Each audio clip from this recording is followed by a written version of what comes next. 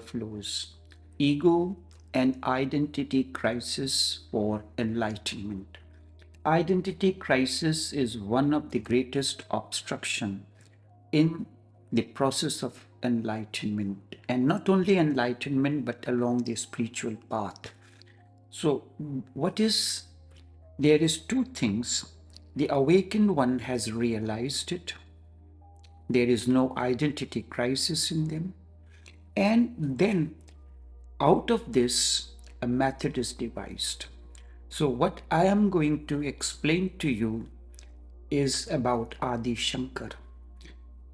It was his realization which he expressed, mentioned through the Nirvana Shatkam, and also it is the methodology how to come out of that identity crisis. It was 3rd century AD. Adi Shankar was born in Kaladi in the southern part of India. At the age of 9, his father has died and he was the only son. He told his mother that I want to lead the life of renunciation. How a mother with a only child can allow her child to take sannyas. But it happened, the story says, the Shankar went to take a bath in the river. As he dived, his foot was captured by a crocodile. And he called the mother. He said, the crocodile is saying that it can leave my feet only if I decide to take the sannyas. So either you want me or not. So the mother agreed. This is a story. Crocodile is symbolic of death. Death is approaching every moment to each one of us. Before that final moment comes, do you want to remain encaged within the narrow boundaries of your ignorance and egocentric identity, or you come out and frisk around, wander in the open vast land? So this, and then it was cold winter night, 8 years of age. The distance is very far. The two tips, one the southern tip where he was born and the northern tip, which is the Himalayan mountains. At age of 8 years, Shankar, the story says Shankar was found wandering in the Himalayan mountains in search of a master. There he met Govind Pad Acharya, who asked him, "Who are you?" And in response to that, out of his realization at the age of 8, Shankar composed Nirvana Shatkam. Nirvana means freedom. The Shatkam comes from the word Shat. Shat means 6. A composition of 6 stanzas of 4 lines each. And in that he goes on denying that I am not this, I am not this. But the opposite to that, you are this, you are this, you are that, you are that. And so many this and that you are. That creates the identity crisis. So Shankar gives you a new vision that you are not this, you are not identified, you do not have parents, no father, no mother, because parents are the passage through which a child is born. So in that process, it has two purposes. Number one, it is the realization of an enlightened master, and not only that, it shows the methodology how each one of us can come out of that state. Although the concept of enlightenment, the word enlightenment does not exist in the Advaita philosophy of Adi Shankar. Yet when you have a perception and a deep understanding, and when you look at it, everyone aspires to attain to that state when the drop is merged into the ocean and ocean becomes the drop. Because in fact, drop is micro and ocean is macro. That is what the Hindu concept of Atma and Paramatma, soul, and Paramatma means the Param means grand, grand soul.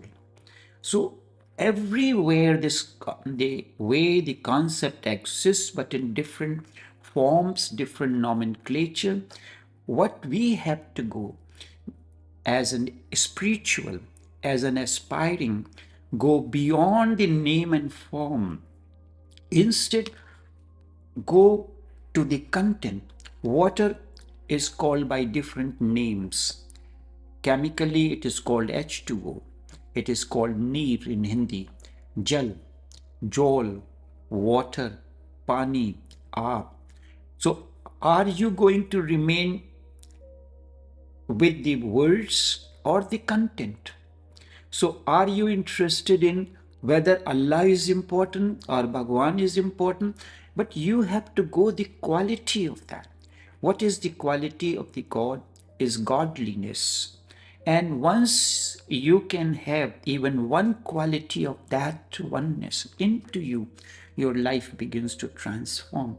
Instead of worshipping Ram, instead of worshipping Jesus, see what Jesus stands for. What is his quality that makes him Jesus the Christ? What makes Ram the Maryada Purushottam? Purushottam means one who is best among the human being, best among men. And Maryada means within the framework of social, religious norms. As an enlightened one, how you should interact. It is not an acting. When you have attained to a certain stage, water water has quality that makes it ice, that makes it fluid, that makes it evaporate. When the water begins to evaporate, it does not remain on the surface, it does not remain ice. It goes beyond that. It becomes part and parcel of the existence. So, in the same way, when a particular quality of an enlightened one comes into you, that quality is important. Not the name Tao, Osho, Ram, Krishna, Buddha is not important. What Buddha stands for, why he attained to Buddhahood, what makes him a different human being, what makes Raman a different person, what makes Osho different than the other. That is what is important, not the name and form. Enlightenment is the taste of one's formless existence. You have a form, a body, a mind, intellect, and then your identity that I am a Hindu, I am a Christian, I am a Muslim, I am this, I am that. These are all forms. The form is not only of what you know, the name is also a form because it defines you. You have that limited boundaries, the form. The Buddha called it enlightenment. You exist as a form, yet you are unaware of your formless existence. You live you live within and guided by the formless existence, narrow identities. One of the most important thing is that slowly and slowly you have to come out. You are like an onion which have layers upon layers, but you do not know what is inside the onion. You go to Khajuraho temple which were created for the process to come out of the identity crisis. When you see on the temple walls outside, there are erotics, men and women copulating. So, this is the situation of the world that we are living in. Everything attracts us, and we take pictures. We do all these things. When you have crossed all this, unaffected by anything, then you reach where you have to reach the inner core of the temple is there is nothing. There is just emptiness. Like you are deciding to go to the church or temple or the meet the master, but you have to pass through the crowded marketplace. In the marketplace, there are men and women walking, the pedestrians. Some of them may be doing certain things, hugging one another, kissing one another. Not only that, your eyes wobble through the showcase. If you have an interest in electronics, your eyes will look into what is there in the windows. So you are distracted by all these distractions. So the name and form, your identity is the distractions that we face along the spiritual path. So, number one, when you reach there, the thoughts are going in your mind. The dress outfit that particular person was wearing was really outstanding. I should buy that for my spouse.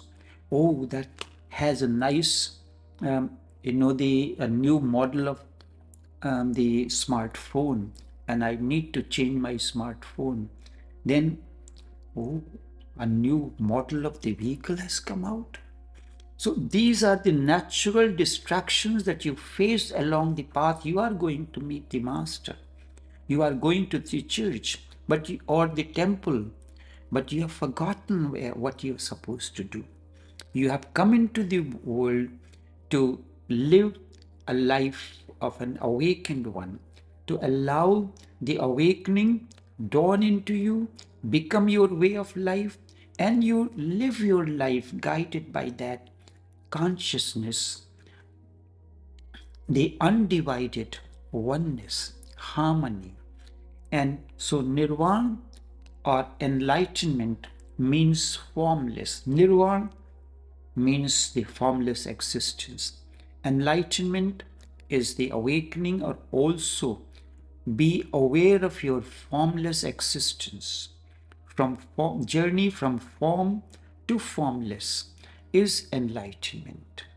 This is one shore, from form to formless. And then when you have attained, experience the formless existence, that you live by that. Nirvana or enlightenment means formless. The Nirvana Shatkam. Shatkam, as I said, composition of 6 stanzas of 4 lines each, is towards this. You do not want to be either this or that. If you do not want to be this or that, then what do you want to be? Your mind cannot understand this, because your mind always wants to be something. I am a Hindu, I am a Muslim, I am a Christian, I am a Sufi. You should think, oh, something super, not super. Oh, so emptiness, not emptiness. Nothingness, not nothingness. That is what is being conveyed through this particular chant. The sutra emphasizes on the true self as consciousness, which is known as Sat Chit Anand. Sat means truth. It is a realization. Chit is consciousness. When you have realized truth, the consciousness dawns. Anand means bliss. If you had known something about electricity, you do not need to experiment again and again. You will live with that awareness. So, Sat, truth, is a realization. Consciousness is the way to live guided by that truth, that by realization. And as a combination of the two, bliss or Anand is the outcome. So enough for now. This will continue. It will take a couple sessions. Until we meet again, take care.